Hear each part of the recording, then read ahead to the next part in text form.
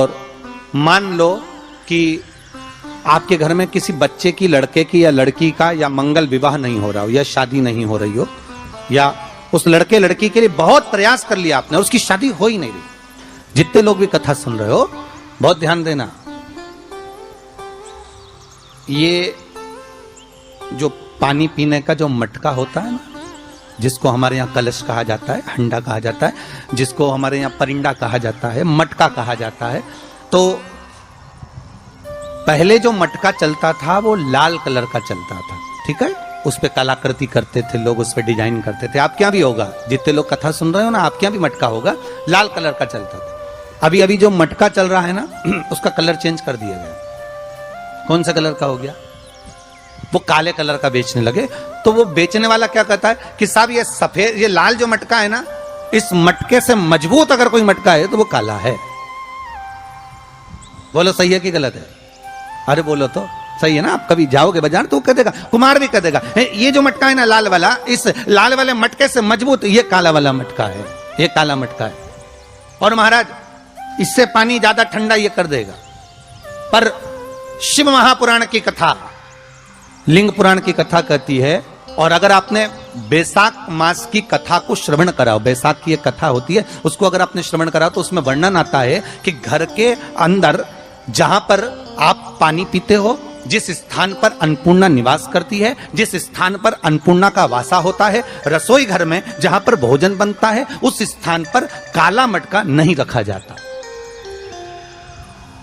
काला हंडा, काला मटका उस स्थान पर नहीं रखते। पर आज फैशन के हिसाब से, अरे साहब वो ये मटका थोड़ा कम ठंडा पानी देगा तो ये मटका ज्यादा ठंडा पानी देगा, तो उसको काले मटके को रखें। पर हमारा शास्त्र कहता है काला मटका लोग रखते कहाँ थे? पहले जो शास्त्र रीति थी, उस काले मटके को रखते थे जब मकान बनता था, जब प्रॉपर्टी बनती थी, जब जमीन बनती थी, जब जायदाद बनती थी, संपदा बनती थी, तो उस स्थान पर उस काले मटके को केवल नजरोटे के लिए, केवल हाय के लिए, केवल नजर के लिए रखा जाता।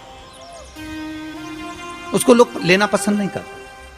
पर आज के व्यक्ति को अगर कह दिया जाए कि ये दो मटके रखे हैं साहब, लाल भी है और काला भी है, तो कौन सा पसंद करेगा? वो काला वाला ही दे दीजिए साहब, ये पानी ज्यादा ठंडा करेगा, उसकी श्रेष्ठता रहेगी। नहीं, शिव पुराण कह रहे हैं, भगवान कुंभ का निर्माण कर रहे हैं, भगवान कलश का निर्माण कर रहे हैं, और भगवान स्वयं ब्रह्मदेव कर रहे हैं कि आप ऐसा निर्माण कर दो जिसमें 33 कोटि देवता स्वतः विराजमान हो जाए। तो भगवान ने उस कलश का निर्माण कर दिया।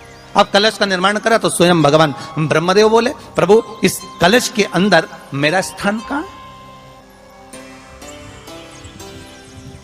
मेरा स्थान कहां है?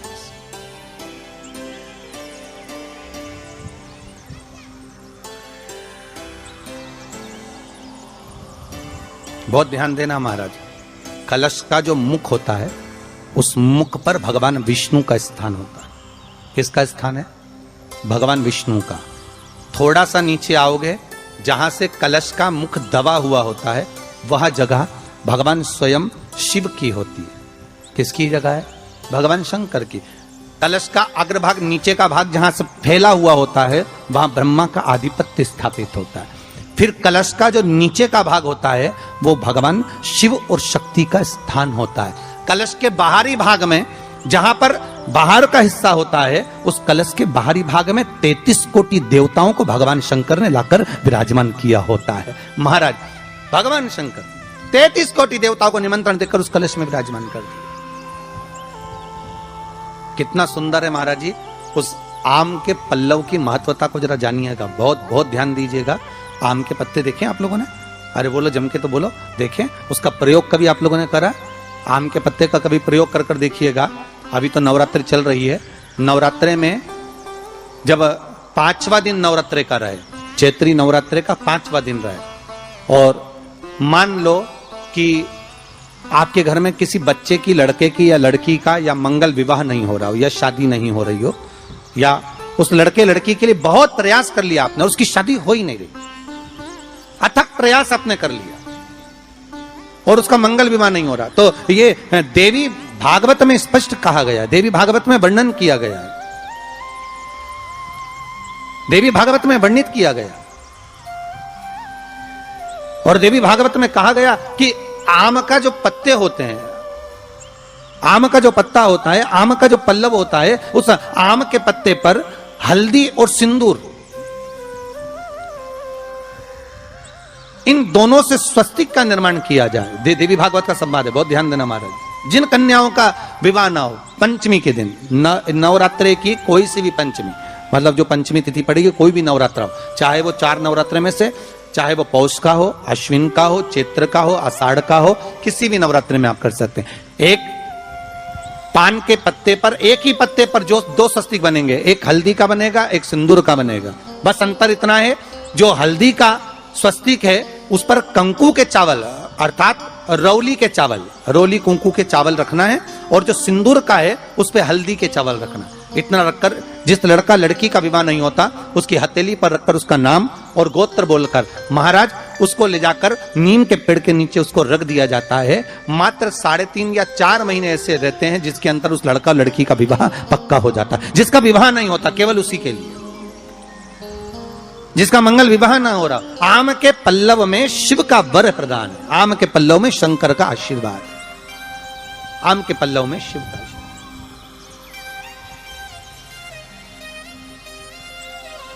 भगवान भूत भावन भूतेश्वर मेरे शिव, मेरे करुणा सागर, मेरे शंकर, मेरे त्रिकालदर्शी, मेरे कैलाशी, मेरे भोलेनाथ स्वतः कह रहे हैं, अरे रति तुम रोती क्यों है, तुम्हारे रोने का कारण क्या है? प्रभु मेरे पति के साथ ये आम का पेड़ भी जलकर भस्म हुआ। आम का पेड़। भागवत जी किस किसने सुनी है? हाथ उठाओ जरा, जिन जिन ने भागवत जी सुनी है। आप लोगों ने सुनी है भागवत? रखिए हाथ। अगर आप लोगों ने भागवत सुनी होगी तो उसमें वर्णन आता है, तक्षक नाग डसने के लिए जब जा रहा था तब ब्राह्मण देवता जो जहर उतारना जानते थे उनको लेकर राजा परीक्षित के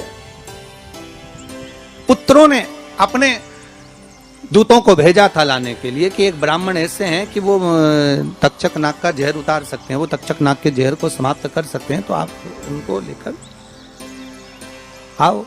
और वो तक्षक नाग का जहर उतारने वाले उस ब्राह्मण को लेकर जा रहे थे। तो सर्प ने विचार करा, तक्षक नाग ने कि बताओ ये तो गजब का काम कर रहा, अगर ये ब्राह्मण पहुंच गया तो ये ब्राह्मण तो सर्प का जहर उतार देगा। तो सांप तक्षक नाग को ये चिंता लग गई कि मेरे को ही डसना है और मेरे जहर ये उतार देगा, और डसने भी एक ही बार है और मरना चाहिए परीक्षित को श्राप लगा है, अब करूं तो करूं क्या।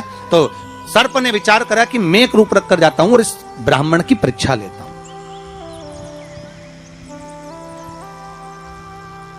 सर्प रूप रख कर गया। भागवत आप लोगों ने श्रवण करी होगी।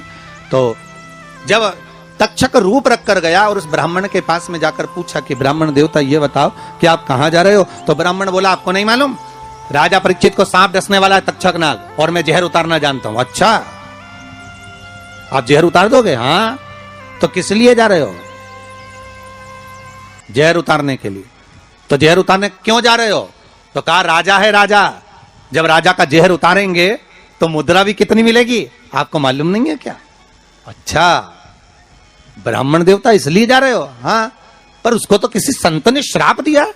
अरे तो श्राप संत ने दिया है, हम ब्राह्मण हैं, हमारा कर्म है किसी को बचाना, तो हम तो बचाएंगे। अच्छा आप में इतनी सामर्थ्यता है कि आप तक्षक नाग का जहर उतार दो?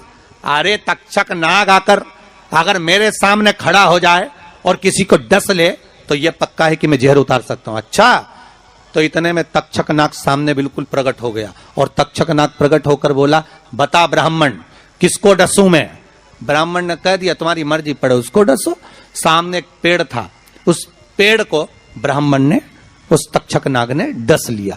अब तक्षक नाग ने उस पेड़ को डसा और डसने के बाद में वो पेड़ पूरा जल गया, पूरा जल गया। अब पेड़ तो जल गया पर ब्राह्मण जो था जिसको परीक्षा देना थी वो ब्राह्मण को यह नहीं मालूम था कि इस पेड़ पर एक संत बैठकर साधना कर रहा था, तपस्या कर रहा था, और जब वो पेड़ जला तो वो संत भी जल गया, संत भी जल गया। अब जब संत जल गया ब्राह्मण ने हाहाकार की आवाज जब सुनी तो आंखों में जल भर गया। आखिर हुआ क्या? ये संत जल कैसे गया? तो कहा इसके जलने का कारण केवल इतना है कि अब आप जीवित करो, इस पेड़ को हरा भरा करो, इस पेड़ को हरा भरा कर दीजिए।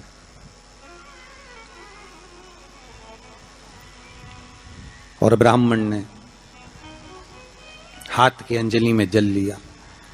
हाथ की अंजलि में जल लेकर ब्राह्मण उस जल को पेड़ के ऊपर छींट रहे थे, तो सबसे पहले ब्राह्मण ने यह मन में सोचा कि भोलेनाथ, शंभु, त्रिकालदर्शी है, कैलाशी, कृपा ऐसी करना कि सबसे पहले जो पेड़ पर जो संत बैठा था वो जीवित होना चाहिए। जो वृक्ष पर संत बैठा है वो जीवित होना चाहिए।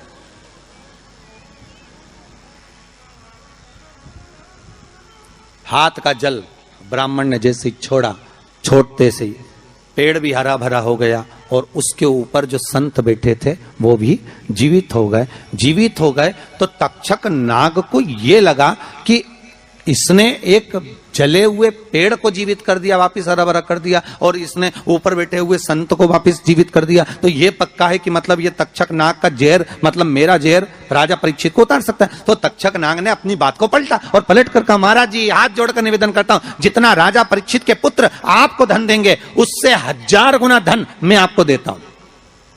ब्राह्मण ने कहा ठीक है, अगर दक्षिणा से बड़ी दक्षिणा हमको एक ही जगह पर मिल रही है तो फिर हमें जाने की जरूरत क्या। ब्राह्मण ने दक्षिणा ली, वापिस मुड़ गया, वापिस मुड़ गया।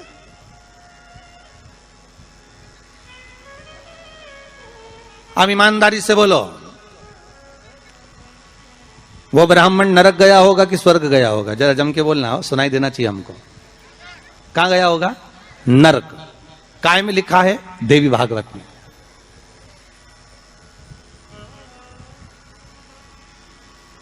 उसका कारण क्या था?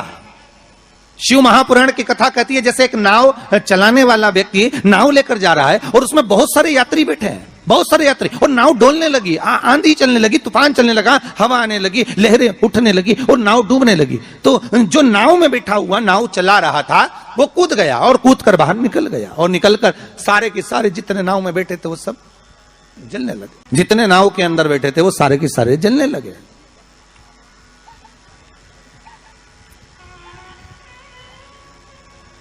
जब वो सारे के सारे पानी में डूबने लगे और पानी में नाव में जाकर सबकी सब जब डूब रहे हैं, सब मर गए, सारे के सारे जो नाव में बैठे थे, जो तैरना जानते थे वो बाहर निकल गए, बाकी के सब डूब गए। नाव चलाने वाला जब उसके प्राण छूटे तो उसको एक नरक नहीं मिला, कम से कम 94 नरकों में वो नाव चलाने वाला गिरा। शिव महापुराण की कथा कहती। तो उस नाव चलाने वाले ने भगवान से पूछा